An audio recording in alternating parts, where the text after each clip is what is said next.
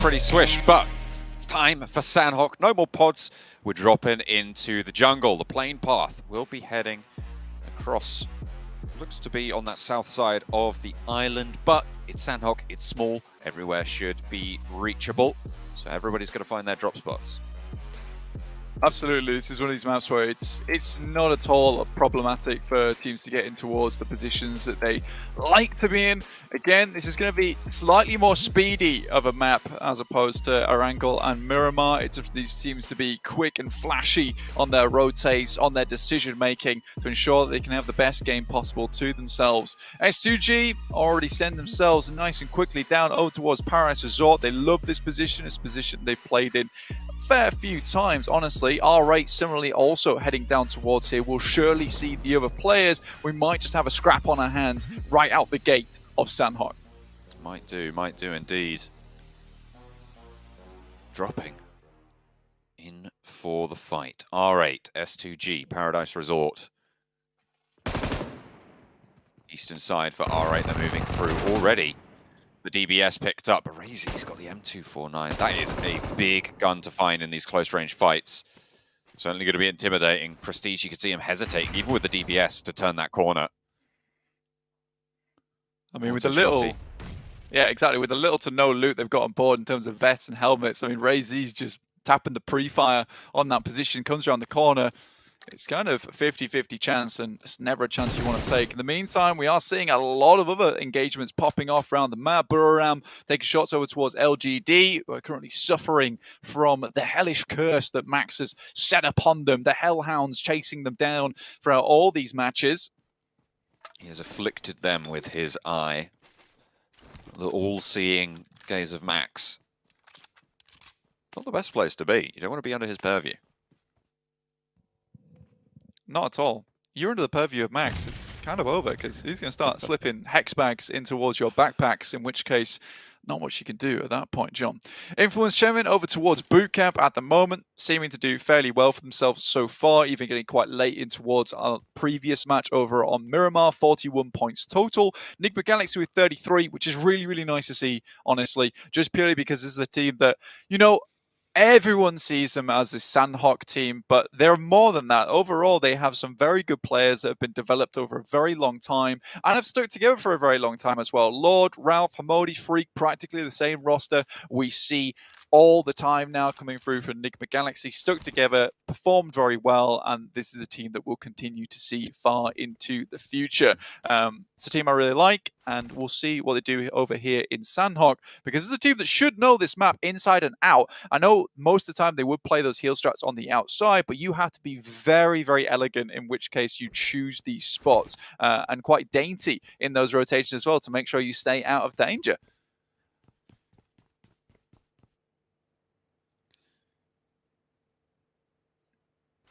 Dancing around Paradise Resort. No one taking knocks, no one going aggressive. Nobody wants to make that first mistake. But is that the mistake itself? It's very philosophical. No. Fair enough. So it's not a mistake. They're playing passive. That's reasonable. I think, to be fair, I think I kind of agree with that. Negative. Rethink your opinion now. Whoa, whoa, whoa. I didn't say it was my opinion. I said it was an opinion. Oh, okay. You just plucked that from the audience of opinions currently watching. That's fair enough. You're just here to set someone on the correct path, on the right string of facts and points along the way to set them towards the... No, that's your job. I just say ludicrous things. Yeah, well, that's fair enough. And I have to put those ludicrous... Oh my God, I'm having a philosophical problem again. I'm having a real Buriram time over here. Ludicrous opinions to bed, okay? I read them a nice bedtime and then close the door, turn off the lights, good night, and we're back on track with the game. emTek Storm over here, looking down towards S2G. This could be an early engagement and almost certainly will be, considering this is S2G we're looking at. Can go either way, though. Usually S2G do get the better of other teams, but similarly, we have seen a fair few times S2G suddenly have to bite the bullet. Oh, that was a quick switch. Oh, okay. Killer with the auto shotty finds Newsy. And the Infinity lose a player on the Northern Throws. Near Mong 9. No way you're getting that one back up. That's way too far removed. And it's already dead, so can't really do too much about that. They will have to shift southwards, though, as the circle has moved away from them. Box fairly central right now, right next to Quarry on the east side. Close to Agonxi8. You know, Box had some serious success throughout the years. Obviously, they've got a whole load of second and first places. But as of recently, after Spring Vietnam split, taking that first place, they dropped into 12th in the Invitational and then were not even able to hit that top 3 in the Fall Vietnam PMPL, only taking 4th place there. So a little bit of a drop-off for them. Maybe nerves come off the back of the World Invitational, which is somewhat of those engagements between them and a lot of these teams in PMGC. But we are having a remake here, so we're coming back to us over on our little screen here, in which case we're currently in the boxes, and we're not with Box, unfortunately. It would be good to get to a little bit of a chat with them in future. Maybe I'll try and reach out and see exactly what is going down with those guys. But yeah, Sanhok will be delayed slightly here, John. Yeah, will be a little bit of time before we get into that game. Good news for players that went down early. Obviously, Infinity will be able to pick Newsy back into the fold, get a little bit more strength. My question is, are we going to see that R8 hot drop coming through with S2G in that Paradise Resort area? Yeah, and I mean, it's a little bit tough for S2G, right? Because they took a split on that approach to Paradise Resort, in which case R8 were all on one side. So you might have a case where they potentially now know to all 4 drop on one singular player and try and pick up that first elimination, that first knock, in which case things start to get a little bit tricky, right? Complicated for the rest of the S2G players, and where they're trying to regroup, reform into a position where they can take a 3v4, which is all in all quite difficult, honestly. I do think this is an important drop spot for S2G, and I don't think they'll give it up here, John, honestly. It's a position where they play very well from, where they get a lot of points from, so this might just be a case of the game plan being changed for both these teams. Yeah, I mean, it's never going to be easy, right? Especially when you're playing in this caliber of lobby. But we are going to be, hopefully, I think we are getting the games restarted now, so we'll be on board with it to check it out in just a moment's time. Early into today, we've seen some pretty solid overall streak outs into the lead. I mean, I'm looking at Influence Chemin already on 41 points after the 2 games that they've played. That is a really, really intimidating total. It's over 20 points a game. Yeah, absolutely. I mean, it's quite scary to look at, honestly, and I think that for Influence Chemin, if they can keep this type of thing up, you know, this might just be Group Red being dominated by one of our America's teams, and Brazil will be very happy that their team is currently representing them in such a fantastic manner, honestly, here over in the PMGC. Again, I'll reiterate it because I don't think this is now the China or even, you know, the SEA show anymore. We do have some excellent teams coming through from Americas and Western Europe now, which is going to make for, honestly, a more enjoyable event. Yeah, absolutely. It's really, really good to see the caliber starting to step up again and again across all the regions coming into the PMGC. And it was really good to sort of see that come together in the last couple of months. We're looking at teams. I mean, the team that I'm really thinking about is HBVP coming in from obviously the region that we covered. But you're right, across all the regions, and we're seeing it here with Influence Chemin. 100%. I think if there's one team that I really do want to see play, and I will be taking a lot of notes, it's 4AM though. I think we missed out on watching this team for quite some time, but you know, all the players on this team, incredibly good, incredibly strong, and it was a shame not to see them as much as we would have liked, but they're back again to potentially even dominate here over in PMGC. We'll have to wait a while for that to come round. Obviously, they are in our 3rd group in yellow, so we'll see Group Green first, which a lot of teams are a bit worried to play against, especially if you're inside this group and you're maybe not one of the powerhouses in there. But I'm sure a lot of you guys at home as well are looking forward to watching this. But right now, it's Group Red on our hands, who also have our powerhouses of our own and teams that are currently stepping up to the plate. Into Sanhok. Hopefully this time we'll be able to see it all the way through. So we're once again into the plane. At the moment, I'm looking at teams that have potentially slightly underperformed what we might have expected from them, and at this stage, I mean, the big standout for me at the moment is Bigetron, who we kind of talk about quite a lot because of their old prestige, but they have now had so many changes that it's fairly new as a roster, right? They keep that Luxy Zuxy duo, but yeah, it's all kind of changed, and they haven't really showed us anything so far.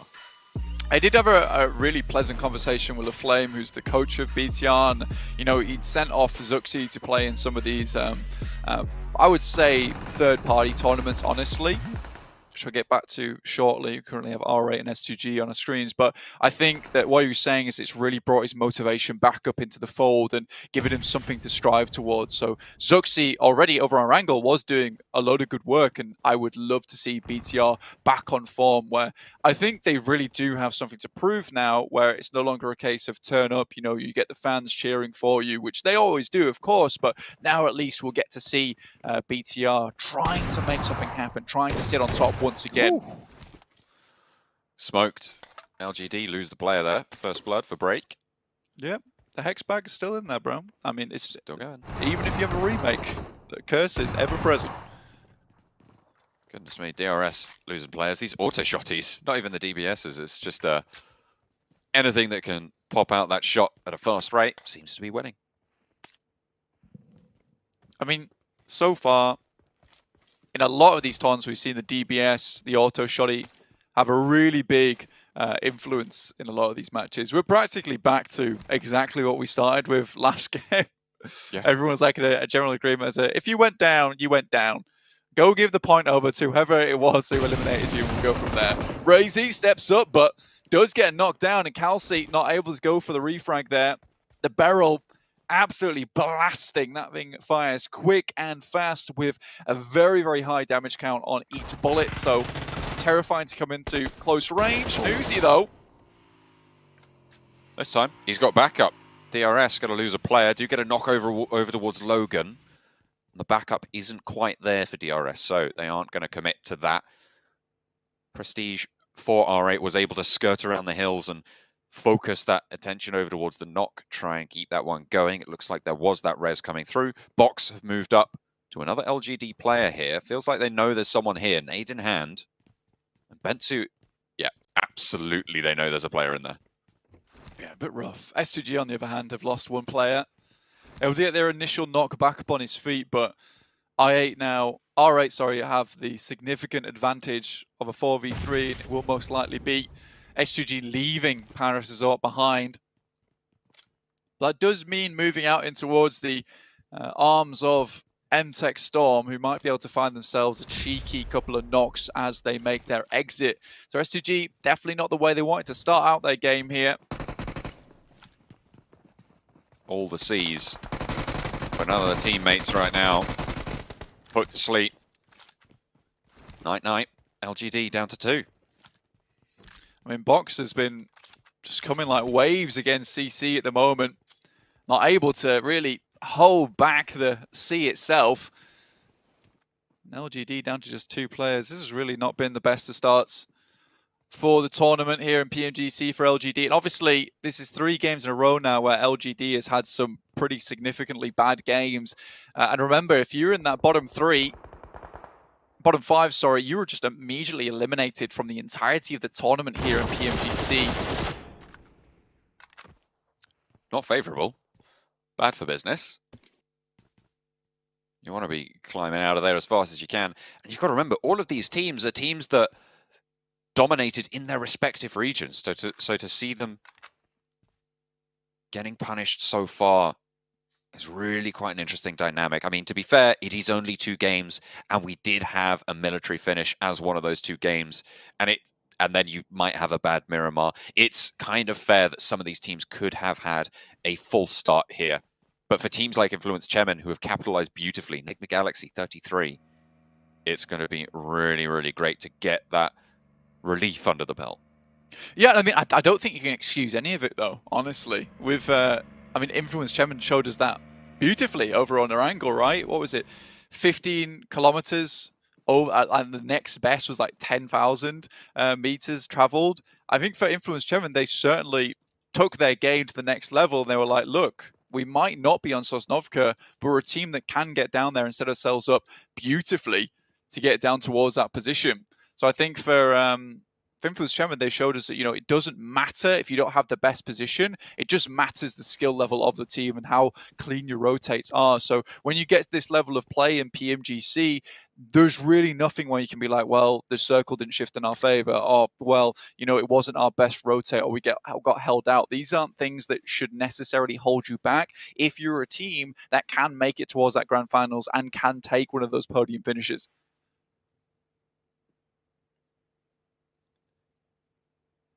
Team's already starting to move.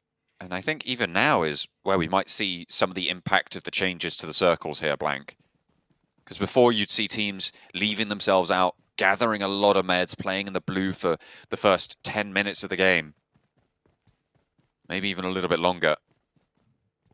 But now you're going to see teams looking to actively move forwards. And I think that's going to cause a little bit more conflict, certainly around the crossing points, if you have to head southwest. Yeah, you could certainly play in the blue a lot longer in Phase 1 over in Sanhok. It's still not as egregious as people might think it would be. It's only when you really get to that late game where it's like, well, you really can't stay out here. But it will force more teams in, but there certainly will be teams still looting. Just for the amount of compounds available in close proximity here on Sanhok, it is worth it to move to a lot of these positions and pick up that loot available to themselves. I8, though, spot down towards 4 rivals who are sending it through. They lose a player out the back in Puri.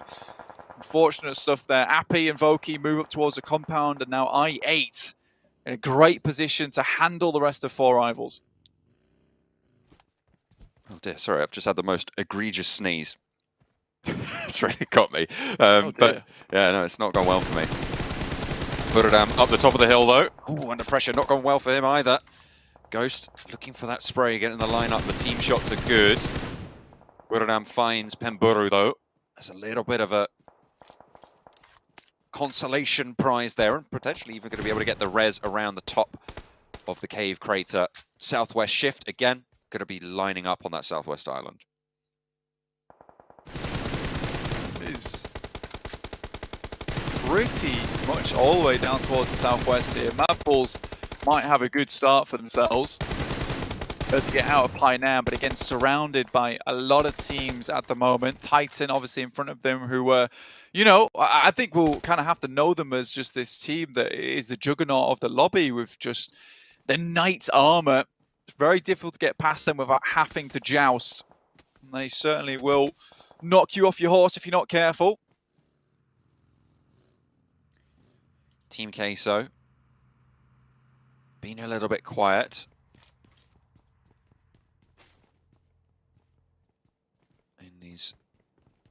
In some of these early games. We'll have to try and step up a little bit further. 9 points total, so not out of it, but haven't really had an impact. Certainly not like their America's compatriots. Yeah, and it was a bit of a rough entrance for them into Americas. So you can kind of see why they might be taking it a little bit more careful into this tournament. But again, like Jason was saying on the desk, which is a really good point, although this is technically our group stage, you are having these very short stints of gameplay. They're almost their own mini championships, randomized by our group selection. So you have to just work with what you get. This requires a lot of analysis from the back end of teams, as well as analysis coaches working to figure out the rotations, what's the best move inwards. For MadBulls, is certainly a team that excels at that type of thing. So we might see a big change for this team come tomorrow when they have figured out exactly how they want to play this one out, what kind of rotations they want to make. Today is just a little bit more slow, careful, cautious, trying to figure out exactly how they want to move through on these circles itself. I mean, we've sung the praises quite a lot of Pokemolodoy coming in as coach for MadBulls, right? Coming in with a lot of experience in Battle Royale and seemingly giving a lot of that passion and a lot of that power, experience and knowledge over towards the roster. Obviously coming 3rd place in the European Championship. MadBulls, the highest seeded representative from the region in this group. So it's really good to see that. And that is the sort of thing that we want to see more of when it comes to these consistent league phases. Scry on the off angle will find at least once from IA as they make their way across the river, and this was a trap that's been sprung perfectly, carefully, waiting for IA to get a little bit too close. Box not going full on the approach, but Bensu with a lovely off angle will find at least one more, and I think IA might just crumple under the pressure of Box, who have found themselves a very nice compound to hold out teams on. This is a Box is a team that does love to hold in these in buildings in general. Very good at holding that sort of area as they clear out anyone else who tries to step on up. And playing on their coastal side, it's going to give them a little bit better sight lines to protect a lot of their flank. They can pay attention to just one direction if they don't want to move further in, which they will have to on the next. IE7 here from R8, finding at least one player from Team Queso.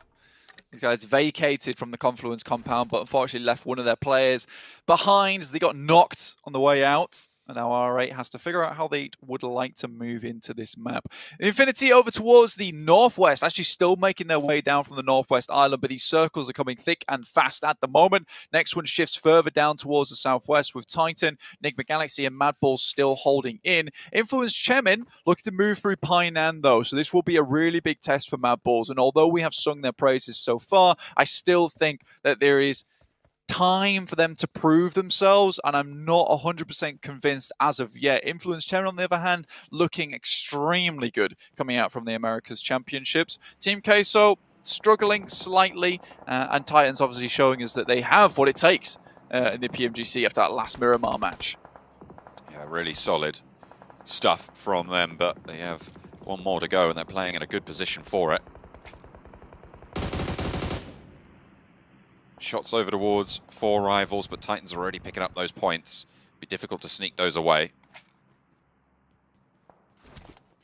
Nigma Galaxy again playing spread in a central area as they were in the previous game.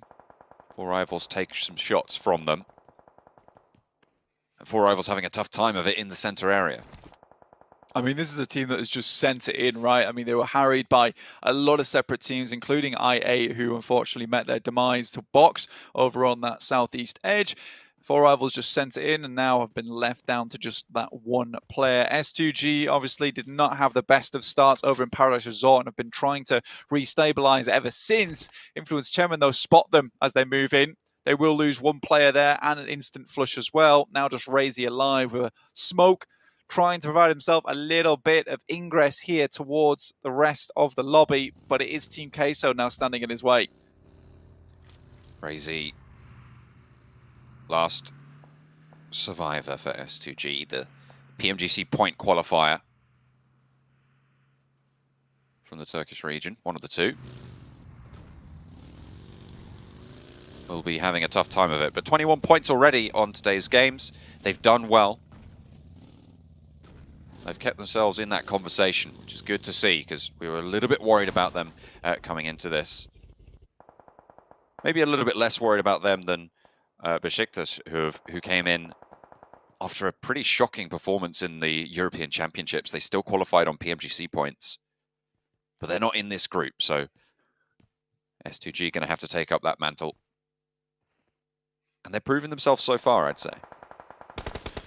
It's been okay. I mean, they are running into similar problems they have done in the past, though, and we thought that this would be something that they would adapt to or fix coming in towards PMGC, which is just a lot of these engagements happening all the time. And yes, we know that they are a fantastic team when it comes to those team fights, but on the other hand, they take a little bit too many of these engagements, and they're a little bit too slapdash on a lot of these rotates, which leads to them getting shot by several different teams, as you've already seen this game and last game. And you'd feel like this is something that they would improve on, and they have time to improve on. And by time, I mean 3 days. It's not a lot, and you really don't want to, as one of the forerunners for the Turkish region, go out in your group stage when only 5 teams are being eliminated. Not ideal. LGD, they have been suffering so far. 10 points total. No elims this game.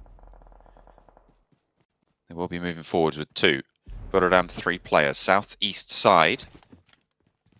They were the southeast side. They swing all the way around to the south side of Sami.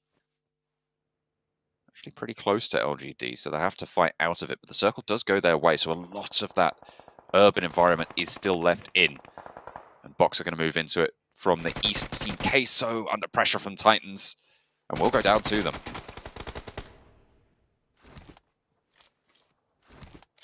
Killer from DRS.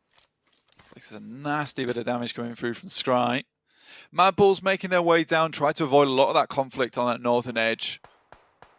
I think MadBulls are coming into a group or an environment now where, you know, any team can be the end of them, and just avoiding teams is maybe not enough at this point in time. But spots out of Box have been making the long dash, and this is just not something that's really available anymore. You need to be proactive, getting into these circles nice and early with the amount of damage it's currently doing to you.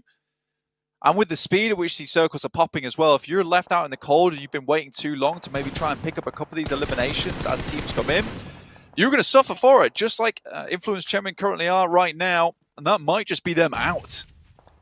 Influence Chemin, they are indeed eliminated on the northeast side. As the Titans pick up another dominating card. A chance to chase, because remember that Titans are currently sat second place behind Influence Chemin. There is quite a buffer, but with a strong finish, with a good game, the Titans very much have the potential to leapfrog that and take the top spot. If they can play this one as well as the last, it should be fairly simple for them. They're moving through the Infinity right now. Bombardment's laying down the ordnance. Over towards the back line, it's got Tunny trying to hold them off to slow down that flanking position. But it's Newsy up front, taking the fight and will not be able to bear the pressure. Aza around the bottom of the rock will go down, and God Tunny gets the flush, leaving Titan at 3. But there's the final nail onto Aza's position, leaving God Tunny high and dry. Teak will be a little bit better into that fight. Has the backup. 9 eliminations now coming through from Titan. Yeah, that's an unreal result coming through from Titans in this game. It's beautiful to see. A lot of open ground in the middle of this actual circle itself. Nigma Galaxy obviously playing down towards Sanhok on the Sami side for so long. They've been able to pick themselves out a very juicy spot in the circle to try and translate into a big win here. BTR, though, still going. Made their slow but steady movement from that northwest edge. Deciding not to play Northeast anymore, as was very typical for BTR in the past. Now looking to pick up as many members as possible and clear out this side of the map. Jem Foster does spot some of the players from Buriram. Tiger is first to be noticed, but my name in the back there could be a problem. Crossing up Tiger, up to the rock face. But we'll have to move further to get into the circle. Pretty much the only route is right into the waiting arms of Bigetron. Jen Foster close, will be first to take that fight. Misery moving north for Bigetron on the southwest side. Quiet so far in the game, no eliminations, but now they have to face Tiger. Taken low very, very quickly. Nade not going to answer with any damage. Zuxi up the top, hits the deck for the spray. It's good for 1. That's the zone taking down Tiger though. And now the challenge is for the fight. They will find both. And that is going to be Buriram eliminated in 8th position. Bigetron have the southwest, but Nigma have the buildings. Yeah, really well done from Bigetron there. Took that one nice and slow. I mean, this is where Bigetron needs to get some momentum going. And I mean, any momentum is good momentum for this team, where a lot of times we have seen BTR just fall flat on their face before. This is looking a lot nicer. It is a little bit late to the party in terms of time to step up on game 3, but it's better than nothing so far. 8 points. It's not terrible here for the team of BTR, but there is still much further to go. Titan finds Monkey. Effect to the side. Shouldn't be able to pick this player up. They are right on the edge of the circle. It might take a little bit of time. There will be need from Skillsers or Xerix to find themselves one of these picks. Luxy, hello. Challenge, and he pulls down the veil over Suki's eyes for Luxy to drop on down. That's twin synergy.